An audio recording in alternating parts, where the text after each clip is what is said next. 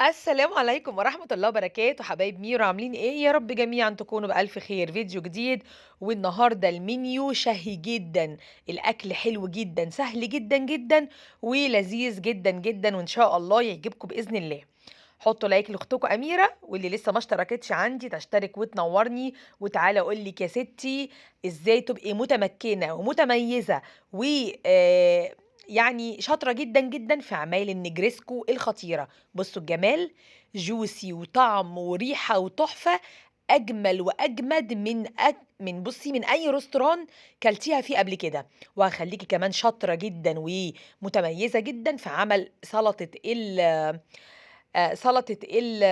البطاطس بالمايونيز والخضار تحفة جدًا، وهاقول لِك تتبيلتي المميزة بقى للفراخ البانيه اللي بُصّي النهارده المنيو حلو، حلو، حلو، حلو، هاشرح وأقول بس صلّوا على الرسول عليه أفضل الصلاة وأزكى السلام. أول حاجة هابدأ بيها هاروح أحط حلة على النار فيها مَيّة بتغلي ومعلقة كبيرة من الملح، هاسلق كيسين مكرونة سباكيتي، أوكي، ويعني كده خلاص خلصت من أول خطوة. هنبدأ الأول نعمل المكرونة، بس هنشوف دلوقتي بُصّي نفس الترتيب ونفس التكنيك هتطلع منِّك مكرونة نجريسكو خطيرة رهيبة، طعمها جميل جدًا، جدًا، بس محتاجة أحُط الحليب على النار يغلي، معايا 2 كيلو حليب كده، جاموسي بقى كامل الدسم بخيره كده، علشان نعمل بشاميل زي القشطة.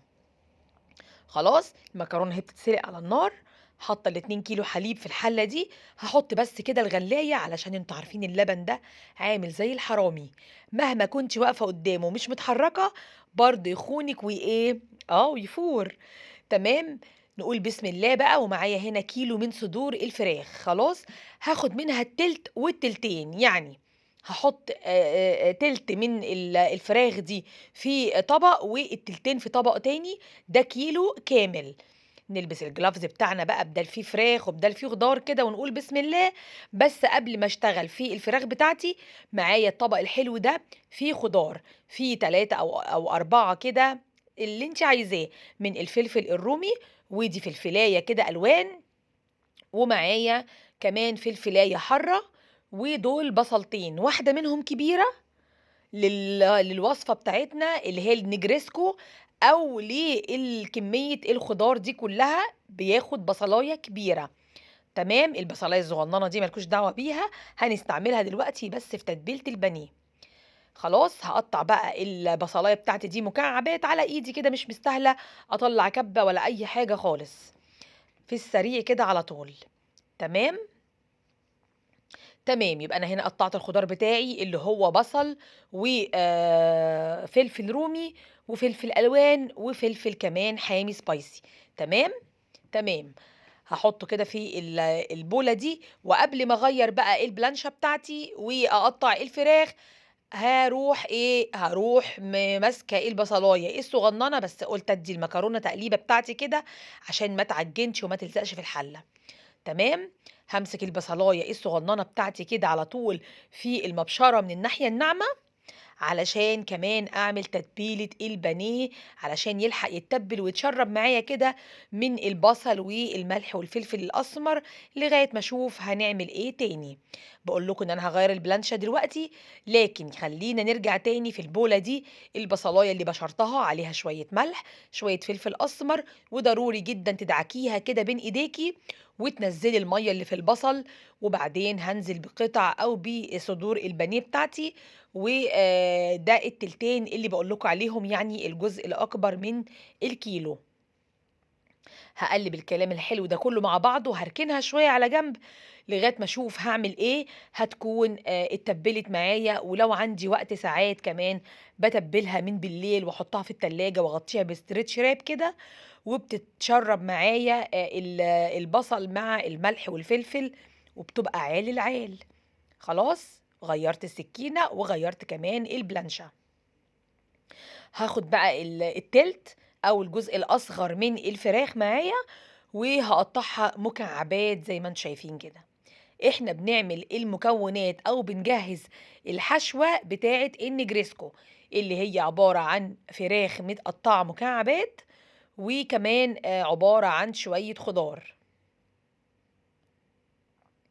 النهارده الأكل جميل جدًا، والطريقة دي حلوة أوي، أوي، هتاخدي صينية مكرونة نجريسكو حقيقي والله العظيم اللي هياكلها عندِك هيقول لِك تسلم إيدِك وعاملاها إزاي دي. خلاص خلّصت تقطيع الفراخ بتاعتي كده، وهاحطها في الطبق واركنها على جنب، ونروح نشوف على النار هنعمل إيه مع بعض. ووك أو طاسة سخنة على النار، هانزل فيها بشوية من الزيت النباتي، وهانزل بالفراخ بتاعتي أدّيها صدمة على الزيت ده.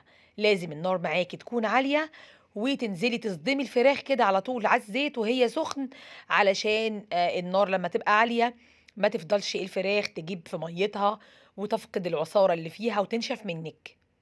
تمام؟ النار عالية أهي، وشوّحت أو قلّبت الفراخ تقلبتين، هانزل بمعلقة من الفلفل الأسمر، معلقة من الكاري، نُص معلقة صغيّرة من الزنجبيل البودر، ومعايا كمان بودرة التوم معلقة صغيّرة، ومعايا رشة ملح خفيفة جدًا. هاقلّب الكلام الحلو ده مع بعضه، والريحة هنا كانت جبارة. أول ما تنزلي بالتوابل العطرية بتاعتِك، بتشمي ريحة خطيرة جدًا، جدًا، جدًا. طبعًا شايفين الكاري هو بيليق جدًا مع حشوات الفراخ. هاعمل زي فتحة كده في النُص كده أوسّع عليه الخضار بتاعي، وأنزل بالطبق الخضار الحلو اللي أنا قطّعته، وآخد الكلام ده كلّه مع بعضه تقليب وتشويح كده. أقل من 3 دقايق الخلطة دي تكون جاهزة. خلاص هي كده جهزت معايا، هانزل بقى فيها في الطبق ده كده، وفي نفس ذات الطاسة، هي الطاسة هانضّفها بس كويس جدًا من بواقي الفراخ والخضار اللي فيها بالspatula، وهادّيها مكعبين من الزبدة، شوية من الزيت، ويالّا مكان الفراخ اللي شوّحناها نعمل البشاميل الخطير الكريمة. 3 معالق بالضبط من الدقيق. تمام. وأنا محتاجة بشاميل خفيف. لازم عشان تعملي بشاميل حلو زي دايمًا ما باقول لكم، تكون المادة الدهنية بتاعتِك كتير، الدقيق قليل. مش شرط أبدًا تكوني حاطة لي مثلًا 5، 6، 7، 10 معالق من الدقيق خالص، خالص، خالص. العبرة بالطريقة والتكنيك اللي هتشوفيه قدامِك دلوقتي. خلاص، أنا استعملت 3 معالق بالعدد من الدقيق، وهاعمل حلة بشاميل معتبرة. أول ما الدقيق بتاعي تكتك وشميت ريحته كده وخلاص غلى مع السمنة، نزلت بيه كيلو من الحليب اللي كنت غالياه قدامكم دلوقتي بخيره بقشطته بكل حاجة. تمام. خدت كيلو من الحليب وزودت كمان معايا كوباية من الشوربة أو المرقة، ملح وفلفل أسمر، بشر جوزة الطيب بتدّي تيست عالي جدًا. وزي ما باقول لكم دايمًا يا حبايبي ما تحدّقيش خالص البشاميل بتاعِك. إهانة جامدة جدًا للبشاميل إن يكون حادق، لازم يكون حُدقه معقول أو يكون سِنّة دِلع، عشان تحسّي إن طعمه زي القشطة زي الكريمة. نطبّق بقى صينية النجريسكو بتاعنا. المكرونة المسلوقة صفيتها، وباحب أدّيها رشة ملح ورشة فلفل أسمر علشان يكون طعمها حلو معايا، ما تكونش مجرد مكرونة مسلوقة والسلام. الصاج اللي هاشتغل فيه دهنته بدهنة سمنة حلوة بلدي كده من القاع، وادي البشاميل أهو معايا. هاخد شوية صغيرين منه أقلّب بيها المكرونة بتاعتي.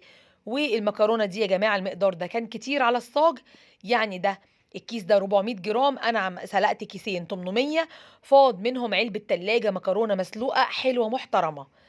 باقول لكم بس على المقدار علشان أنا مش باحب النجريسكو تكون عالية أوي، ويكون الطبقة بتاعة المكرونة تخينة مش بتبقى أحسن حاجة. لكن لمّا يبقى السمك بتاعها رفيّع بتبقى أطعم وأجمل بكتير. هاحط كده طبقة من المكرونة، وهانزل بالحشوة بتاعتي، وبصوا اللون والشكل، بصوا بيدل على جمال طعم الحشوة دي. هانزل بالطبقة التانية بقى من المكرونة كده، وطبعًا شوية البشاميل اللي قلّبنا بيهم المكرونة بتعمل على تماسك القطعة، تطلع القطعة بتاعتِك بقطعتها زي ما هتشوفوا أو زي ما شفتوا في المقطع الأولاني بالضبط. هانزل بقى بعد ما خلّصت الصينية بباقي كمية البشاميل. شايفين البشاميل خفيف وجميل إزاي؟ كريمة، كريم شانتيه ده مش بشاميل أبدًا. شايفين الجمال؟ تحفة، تحفة، تحفة، تحفة. الفرن بتاعي والي على درجة حرارة 220 أعلى درجة حرارة. يالّا نشوف هنعمل إيه تاني. تتبيلة البانيه الخطيرة اللي كلّها في طبق واحد، اللي هتعتمديها لو جرّبتيها. بيضة واحدة في البولة دي، عليها نُص معلقة صغيّرة من الفلفل الأسمر، وعليها نُص فنجان من الحليب. هاقلّب بالشوكة الكلام الحلو ده كلّه مع بعضه، ومعايا هنا الزبادي البيتي التحفة اللي أنا عاملاه في البيت. بُصّوا الجمال، خطير يا جماعة. اللي ما شافش فيديو الزبادي، زبادي سادة وزبادي بالفراولة، يروح يشوفه، فايته نُص عمره والله اللي ما شافش الطريقة دي. هاخد منه كده من الزبادي اللي أنا عاملاه نُص كوباية على الحاجات اللي أنا ضفتها في البولة، وهاقلّب الكلام الحلو ده كلّه مع بعضه. وعندي رشة بسيطة من الزنجبيل البودر، ورشة بسيطة من الكاري، رشة كمان بسيطة من الملح. ومكّسي بقى الكلام ده كلّه مع بعضه، وانزلي على الفراخ البانيه بتاعتِك اللي أصلًا كنا متبلينها بصل وملح وفلفل أسمر.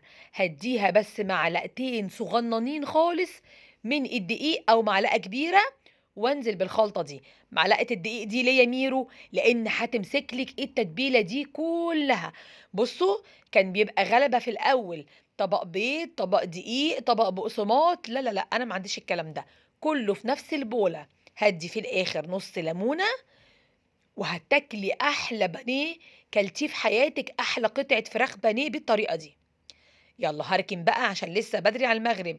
يالّا نجهّز بقى البطاطس بتاعتنا عشان نعمل أحلى وأطعم وألذ سلطة بطاطس بالمايونيز والخضار. هاقشّر 4 حبّات من البطاطس، وهاروح أغسلهم وهاقطّعهم مكعبات صغيّرة. تمام. إحنا محتاجين البطاطس دي تتسلق، بس مش عاوزينها مسلوقة أوي، مش عايزين نشِد عليها في السلق أوي. فأنا دلوقتي هاقطّعها مكعبات يعني صغنّنة كده مش كبيرة، عشان يبقى شكلها شيك في التقديم. واللي يعني يعمل كده بالمعلقة، ياخد على طول بالمعلقة أو بالشوكة قطمة واحدة على طول، ما تبقاش كبيرة يعني على قطمتين 3، 4 لأ. طبعًا لمّا بتبقى الحاجة شكلها صغنّن كده، بتبقى أشيك كتير جدًا في الأكل وفي التقديم. هاحط عليها مَيّة بتغلي، وهاسيبها تغلي، ومعايا حلة تانية برضه فيها مَيّة بتغلي، وهانزل فيها بشوية من الخضار المجمد. ده خضار بسمة ما يتقطعش عندي من الفريزر أبدًا، أبدًا، أبدًا. أجمل خضار مفرّز كإنِّك عاملاه بإيديكِ بصراحة. شركة بسمة شركة محترمة جدًا. ده عبارة عن بسلة على جزر على فاصوليا خضرا. هادّي معلقة ملح في الحلة دي، ومعلقة ملح في الحلة اللي هناك اللي جواها البطاطس. طب ليه يا ميرو ما سلقتيش ده على ده؟ لإني الخضار المجمد ده فيه جزر وفيه فاصوليا خضرا، هياخدوا سِوَى عن البطاطس. لو حطيتهم الاتنين على بعض، حاجة هتستوي وحاجة مش هتستوي.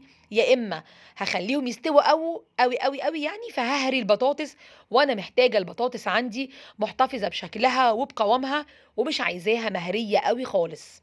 فهاعمل كل حاجة لوحدها، وهاعمل كمان هاوقّف عملية التسوية.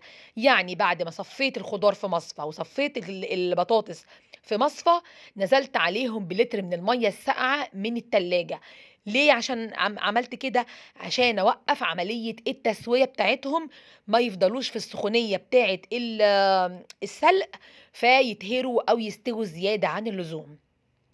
بعد ما بردوا تمامًا، حاططهم كلّهم في بولة واحدة على بعض، ويالّا نعمل الdressing التحفة بتاع أشهر المطاعم، اللي لو جرّبتيها بطريقتي دي والله لا تدعي لي وتعمليها على طول، وهيطلبوها منِّك على طول في البيت.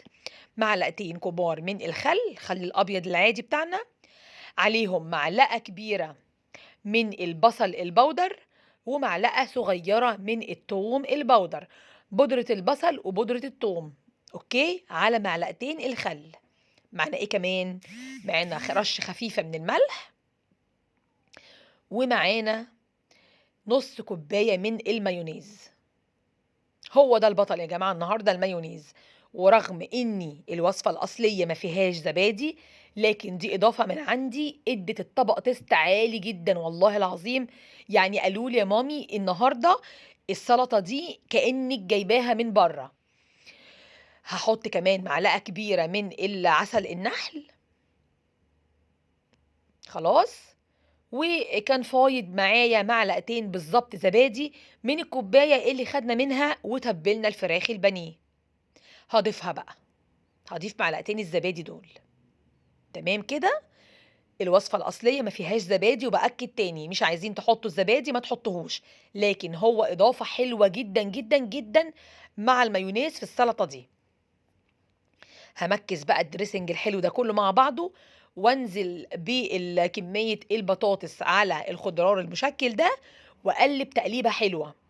طبعًا أنا هنا كنت لسه بدري، فالسلطة دي عملتها من بدري علشان أدخّلها التلاجة بتبقى قد إيه تحفة ولذيذة وجميلة لمّا بتكون ساقعة، يعني هي عاملة زي زي سلطة الcoleslaw كده، كل ما تعمليها بدري وتسيبيها في التلاجة حقيقي بتبقى طعمها خطير، ودي كمان السلطة دي النوع ده كمان زيّها بالضبط، كل ما يقعد في التلاجة ويشرب من الدريسنج ده بيبقى طاعم جدًا، جدًا، وده تاني نوع سلطة هاعمله، يعني أنا قُلت لكم أنا هاعمل سلسلة سلطات كده في رمضان، بس في كل فيديو كل يوم هانزّل لكم نوع، عملنا أول امبارح سلطة البنجر الخطيرة، والنهارده أهو باقدّم لكم سلطة البطاطس بالمايونيز والخضار. يبقى كده المكرونة البشاميل المكرونة النجريسكو في الفرن، وكمان عملنا السلطة، يالّا بينا بقى نعمل التتبيلة الخارجية أو الcover الخارجي بتاع البانيه. ده معايا هنا كيسين اسمه كريسبي فريتو من شركة شيفتي، حلو جدًا وأجمل كتير من الفيجيتار، في حبيبات كده صغننة من جوّه بتدّيك التأثير في الcover الخارجي بتاع الفراخ المقرمشة بالضبط. حطيت منه كيسين على معلقتين من البقسماط العادي، نُص معلقة من الكركم، ونُص معلقة من الكاري، ونُص معلقة صغيرة من بودرة التوم، ورشة خفيفة من الملح. حطيت نُص معلقة صغيرة من الشطة، لإن الولاد بيحبوا الفراخ البانيه دي spicy، والنهارده البقسماط أو الخلطة الكريسبي دي ما كانتش حارة، كانت باردة، فأنا حطيت كده شوية شطة بسيطة يعني. دي الطريقة اللي باحب دايمًا أعمل بيها البانيه، بتنزلي بقطعة البانيه على البقسماط بإيد، والإيد التانية الناشفة هي اللي بتوزّعي البقسماط على قطعة الفراخ، وبالإيد اللي فيها الgloves أو الجوانتي بتضغطي بكَف إيديكِ كده، و ده السر اللي بيخلّي قطعة البانيه بتاعتِك معاكِ مفرودة وبتستوي بسرعة، وكمان حجمها بيتضاعف لمّا بتدّيها ضربة أو خبطة بكَف إيديكِ، بالمَدَق بتاع البوفتيك، بأي حاجة، بس لازم تفرديها الفردة دي. عايزة أقول لِك كمان إن الفردة دي أو الطبطبة دي على البقسماط بقطعة الفراخ بتخلّي لِك الcover الخارجي ده ما يفُكِّش أبدًا، أبدًا، أبدًا، ولا يُقع في أثناء القلي في التحمير في الزيت يعني. لمّا بتضغطي عليها الضغطة دي جامد ببطن إيدِك كده، أو زي ما باقول لِك بالمَدَق بتاع البوفتيك، بس هو الموضوع مش مستاهل ولا حاجة. لازم تعملي الحركة دي علشان بتمسك جامد جدًا، وأنا من أول قطعة فراخ لغاية آخر قطعة بيفضل البقسماط معايا نضيف ومش مبلول ولا واخد من التتبيلة ولا أي حاجة لو اشتغلتِ بإيدِك الاتنين. ربنا يخلّي إيدينا الاتنين كده، ودايمًا أهم من الشغل تضبيط الشغل. شايفين بقى أنا الريحة كانت مجنناني ريحة النجريسكو، بُصّوا الشكل. خرجت بعد 25 أو 30 دقيقة بالضبط، خدت اللون التحفة الجميل ده، وكانت الريحة بتاعة الحشوة قالبة الدنيا والبيت والمطبخ والعمارة كلّها، خطيرة، خطيرة، خطيرة. كان خلاص تقريبًا القرآن بيقرأ بقى، وما فاضلش يعني إلا مثلًا 10 أو 5 دقايق على على المدفع، قُلت يالّا يا بت بسرعة حمّري بقى الفراخ علشان لمّا تضبّطي مواعيدِك بالضبط، يطلع الأكل من المطبخ على السفرة على طول، بالذات في الصيام، ما تخلّيش أبدًا الأكل يبرد منِّك وترجعي تسخّني أو ترجعي تولّعي عليه فرن تاني أو كده، يعني ضبّطي حالِك. بُصّوا قطعة البانيه عاملة إزاي، خطيرة جدًا، جدًا، لونها دهبي، القشرة الخارجية متماسكة، من أول واحدة لآخر واحدة، الزيت نضيف زي الفل، بُصّوا ما فيهوش ولا أي حتة فتفوتة بقسماطاية واقعة قد كده أهو، ولا بقى غلبة ولا طبق بانيه وطبق دقيق وطبق بقسماط ولا أي حاجة خالص، كلّه على بعضه كده. علبة الخضروات أو علبة بُصّوا البطل معايا طول شهر رمضان إن شاء الله، الخضرة اللي كنت المشكّلة اللي كنت شارية كمية أو قبل رمضان وحافظاها بالطريقة اللي قُلت لكم عليها في علبة تلاجة وتحتيها ورقة مناديل وفوقيها ورق مناديل كلينكس، تفضل معاكِ طول الشهر إن شاء الله زي الفل، خضرا زي الفل، تمام؟ بُصّوا قطعة النجريسكو عاملة إزاي، juicy وخطيرة، خطيرة والله كانت يعني عالمية، عالمية تستاهل بُقُّكم. فرشتِ فرشة بقدونس بقى كده، طلّعي كل أي حاجة محمّرة طلّعيها على فرشة بقدونس، بيمتص كده الدهون وبيمتص الزيوت والحاجات دي، وبألف هنا وألف شفا على كل اللي هيجرّب. إيه رأيكم في سفرتي النهارده؟ أتمنى من ربنا تجرّبوا الوصفات اللي باقدّمها لكم دي، النهارده السفرة خفيفة وجميلة وشهية جدًا وحسّستهم كده بجو الريستورانات والمطاعم. السلطة دي جميلة لازم تجرّبوها، حلوة جدًا. هنا خلاص كان المغرب أذّن كمان والمدفع ضرب والكل مستنيني وأنا كنت بافنِّش خلاص الفيديو وباغرف خلاص الأكل، ربنا يحسن ما بين إيديكم ويرزقكم من حيث لا تحتسبوا، وكل سنة وأنتم طيبين وفي رمضان سُعدا ومتهنيين. أنا وأنتم والسامعين قولوا آمين يا رب العالمين. لو وصلتوا لغاية الدقيقة دي من فضلكم ما تبخلوش عليّا باللايك عشان صينية النجريسكو التحفة دي. إن شاء الله أشوفكم في فيديو جديد كالعادة حلو ومفيد، والسلام عليكم ورحمة الله وبركاته. باي باي.